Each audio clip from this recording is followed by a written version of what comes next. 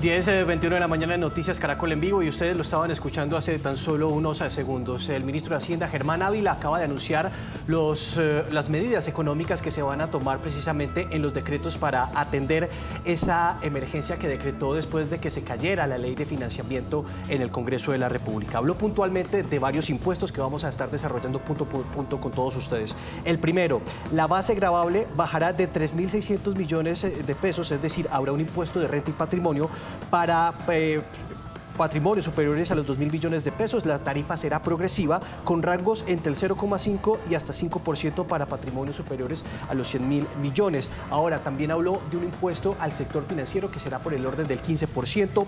Habló de que se va a sostener un impuesto de renta para el sector financiero del 15%, IVA a juegos de suerte y azar del 19% y un IVA para licores y tabaco del 19%. Y acá hay un punto llamativo que resalta, y es que se excluye la cerveza por el alto consumo social. Adicionalmente, lo que ha señalado es que hay otro acto para que las inversiones en el extranjero, con dinero de pensiones, por ejemplo, se traigan a Colombia para proyectos de infraestructura. Y también habló sobre aplazamiento de algunas obras importantes para el país que ya tienen garantizadas vigencias futuras, y mencionó una puntualmente: la vía Mulaló-Lobo Guerrero, que conecta a la ciudad de Cali con la ciudad de Buenaventura. Son las medidas que acaba de anunciar Germán Ávila, el ministro de Hacienda.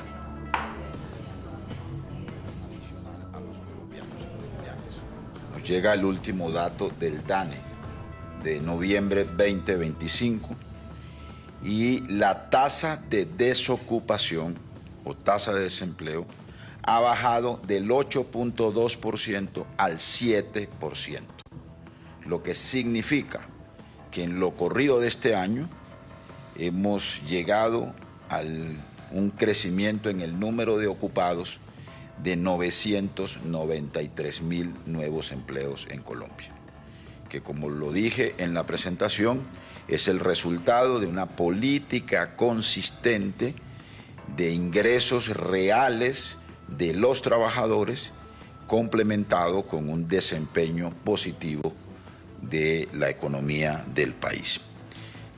Teníamos hasta ahora las siguientes cifras. En lo que va corrido del gobierno del cambio, 2.114.000 nuevos empleos generados en este gobierno, de los cuales, oígase bien, 1.455.000 son empleos formales, que equivale al 69%, y 659.000 empleos informales, que equivale al 31%. Ahora, hay una discusión también sobre la informalidad. ¿A qué llamamos informalidad? Algunas versiones, digamos, o algunas aproximaciones a este fenómeno han planteado que informalidad significa aquel trabajador que no tiene ningún tipo de protección social. Luego, entonces, aumentar el número de trabajadores protegidos socialmente, esto es salud, pensiones, riesgos laborales principalmente, significa una disminución de la informalidad, y en eso el gobierno ha venido haciendo un esfuerzo importante. La reforma laboral trae apuestas, digamos, muy significativas en esta materia. Por ejemplo, la formalización de las 500.000 de las 700.000 trabajadoras domésticas, o la formalización laboral de 440.000 trabajadores de las plataformas digitales y de las plataformas de reparto, la formalización de 60.000 madres comunitarias, la formalización de 420.000 aprendices del SENA. Es decir, que estamos hablando de una formalización laboral de por lo menos 1.500.000 trabajadores o más. Pero estos datos nos sirven para responder la pregunta que me ha hecho el flaco Maldonado, como le decimos cariñosamente.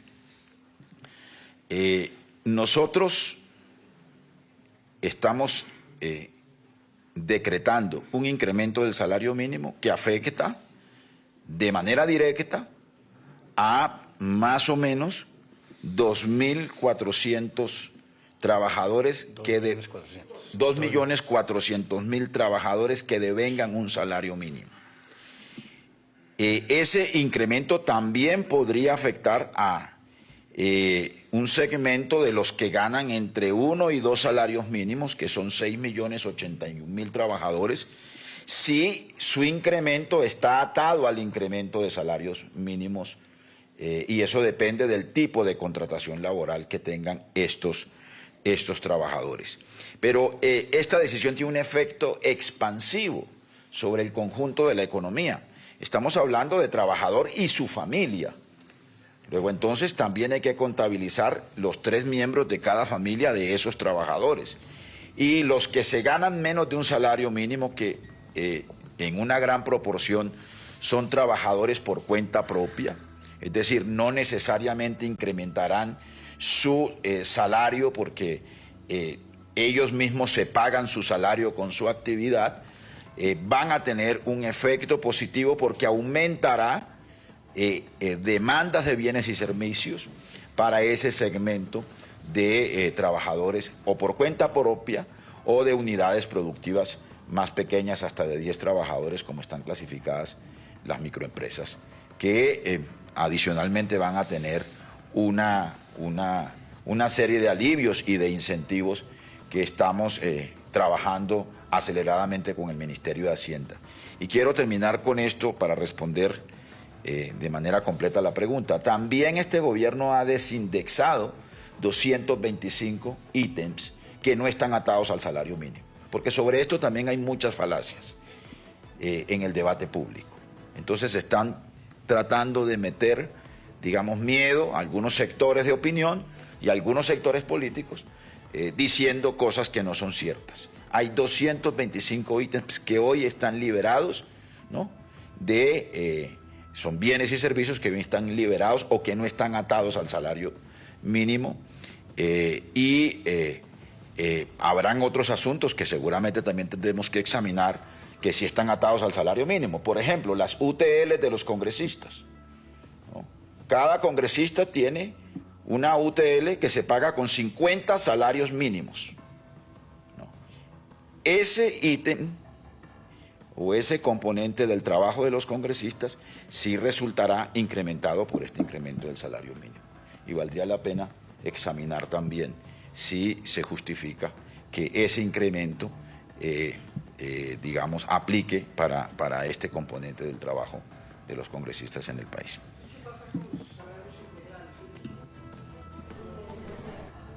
Listo.